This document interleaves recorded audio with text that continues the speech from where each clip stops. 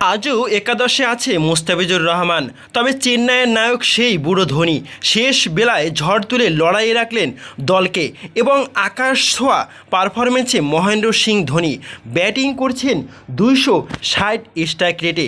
তবে এদিনও তিনি কম যাননি, তিনি করেছেন 9 বলে 28 রান। তবে ধোনি যেন বিশ্ববিখ্যাত হয়ে চলেছেন এবং সাথে আছেন বোলিংয়ে মুস্তাফিজুর রহমান। ঘরের মাঠে প্রত্যাশিত ব্যাটিং করতে না পারলেও মিডল অর্ডারে ব্যর্থতায় রান তোলার গতি কমে যায় ঋতুরাজের দলের। চেন্নাইকে লড়াই করার মতো জায়গায় পৌঁছে দিলেন সেই মহেন্দ্র সিং ধোনি।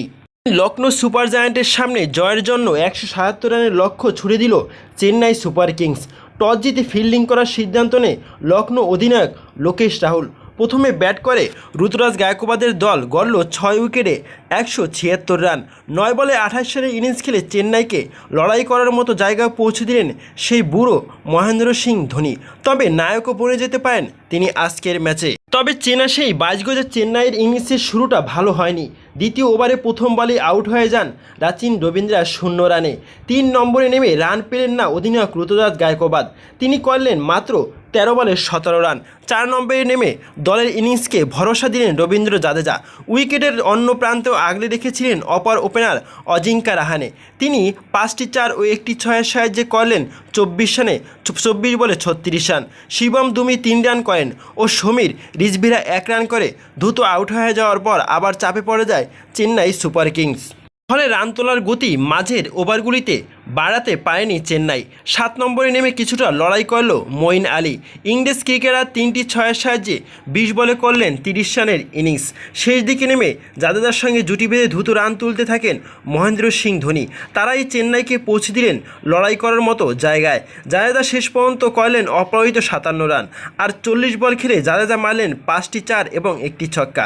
ধোনি নিজের 28 রানের ইনিংসটা সাজালেন 3টি 4 ও 2টি ছক্কার সাহায্যে।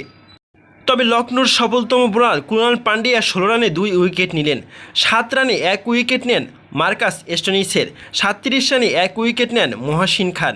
1টি করে উইকেট পেলেন যশ ঠাকুর এবং রবি বিষ্ণই। তবে আজও মহেন্দ্র সিং ধোনি কোনো ভুল করেননি। আজও মহেন্দ্র সিং ধোনি দলে রেখেছেন এবং একাদশে রেখেছেন সেই মুস্তাফিজুর রহমানকে। আরও 3-4টা ম্যাচ খেলতে পারবেন মুস্তাফিজ, আর যার জন্য মুস্তাফিজকে আরও ব্যবহার করার সুযোগ দিচ্ছেন মহেন্দ্র সিং ধোনি। মহেন্দ্র সিং ধোনি জানেন যে মুস্তাফিজ কত সক্ষমতাবান একজন বোলার এবং তার উপর আস্থা এবং ভরসা রাখা যায়। আর সেই জন্য মহেন্দ্র সিং ধোনি মুস্তাফিজুর রহমানকে আবারও একাদশে সুযোগ দিয়েছে। আর মুস্তাফিজুর রহমান কন্টিনিউ করতে যাচ্ছে, মহেন্দ্র সিং ধোনি মুস্তাফিজকে কন্টিনিউ করতে চাচ্ছে।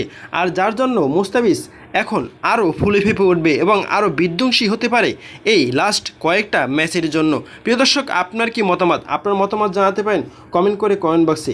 মুস্তাফিজুর রহমান কি পুরো IPL খেললে ভালো হতো নাকি হতো না, এ বিষয়ে আপনার মতামত জানাতে পারেন কমেন্ট করে কমেন্ট বক্সে। ধন্যবাদ।